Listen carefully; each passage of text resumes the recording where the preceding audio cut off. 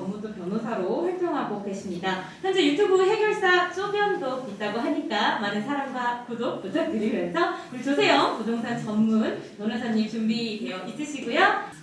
안녕하세요. 부동산 전문 변호사 조세영 변호사입니다.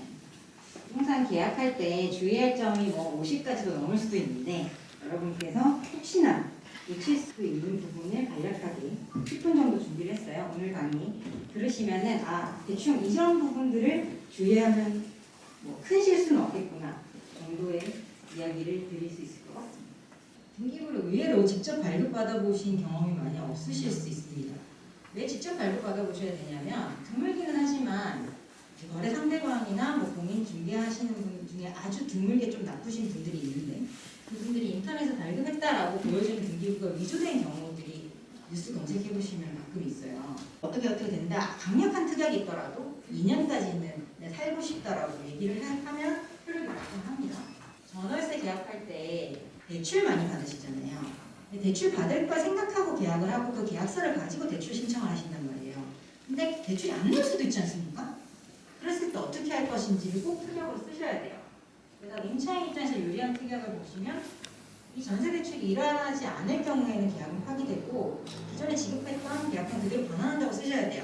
이 특약이 없다면 전세 대출이 일어나지 않아서 내가 잔금 못 치른다 라는 부분은 임차인 책임이고 계약금 못 돌려받으실 확률이 높습니다. 판례의 내용에 따르면 내밀한 개인적인 내용을 녹음을 한다든지 아니면 다수의 제3자들에게 공개를 해버린다든지 이러면 문제가 될 수 있어요. 그런데 앞에 말씀드린 계약사항을 녹음한 내용은 업무적인 내용이죠. 내밀한 개인적 내용 아시죠? 대외적으로 공개를 한 건 아니고 소송 증거를 제출했을 뿐이기 때문에 이건 문제가 안 된다라고 해서 손해배상 청구를 전부 기각했던 사건입니다. 녹음하셨다가 필요 없으면 파기하면 돼요. 근데 없는 녹음을 만들기는 어렵죠. 그래서 녹음을 해놓고 쓸지 말지는 나중에 고민하시면 돼요. 그간 집을 구할 때 이 부동산 중개 수수료의 상환액대로 수수료를 지불을 했는데 이 임차인 입장이라 그냥 넘어갔지만 이 수수료를 상환액보다 적게 드릴 수는 없는 건가요? 라고 물어보셨어요. 이거는 어떻게 하면 좋을까요?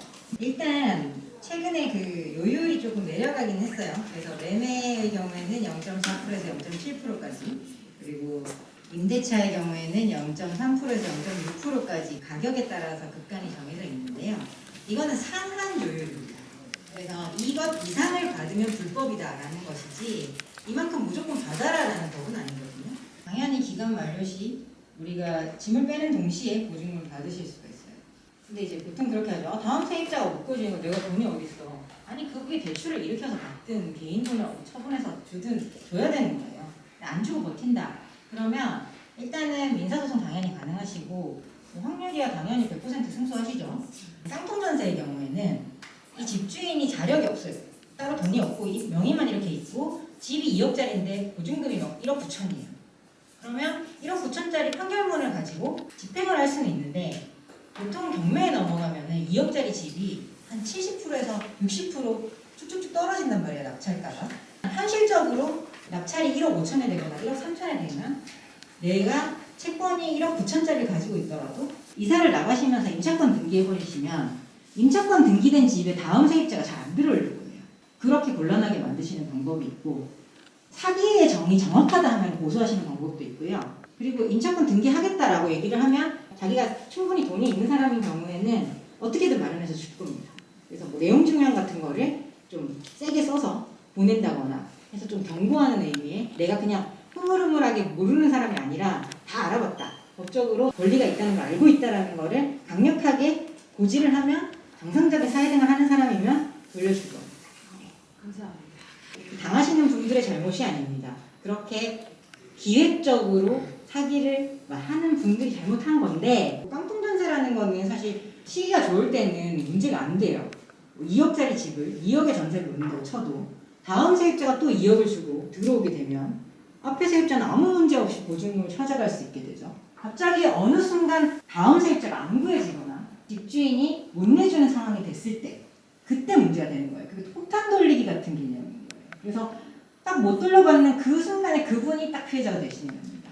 그러면 아까 말씀드렸다시피 2억짜리 판결문을 받으실 수는 있는데 이 집을 경매에 넘기게 되면은 1억 3천, 1억 2천. 거기다가 세금까지 먼저 빼요. 집주인이 가지고 있는 세금 있잖아요. 국세. 그게 먼저 빠집니다. 특히 당해세, 뭐 재산세나 종부세 같은 거 먼저 빠져요. 그러고 남는 돈이 한 1억밖에 없어. 그러면 그분은 졸지에 평생 모아온 돈 중에 1억을 날리시게 돼요. 그게 깡통변제 유형이고 또 뭐 여러 가지 유형들이 많습니다. 다가구 주택인 경우에는 앞선 순위 보증금이 적다라고 속이는 경우도 있고 시세 자체를 이게 원래 2억짜리 집인데 감정가를 부풀려서 4억짜리 집으로 만드는 경우가 있어요. 이 효력이 그날 한 그 시간에 딱 발생하는 게 아니라 그 다음날 0시부터 발생을 해요. 월요일에 이사를 하셨어. 그럼 월요일에 가서 주민센터에서 전입신고 확정일자를 하면 효력이 화요일 0시부터 시작한다는 거죠.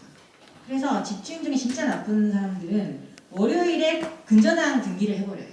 우리가 잔금 치를 때는 없었던 근저당 등기가 월요일자로 딱 병료되게 만들어버리는 거죠. 그러면 근저당이 앞섭니다. 순위가. 보증금 순위보다. 그래서 그때 말씀드렸던 그런 특약을 꼭 써놓으셔야 된다라는 거고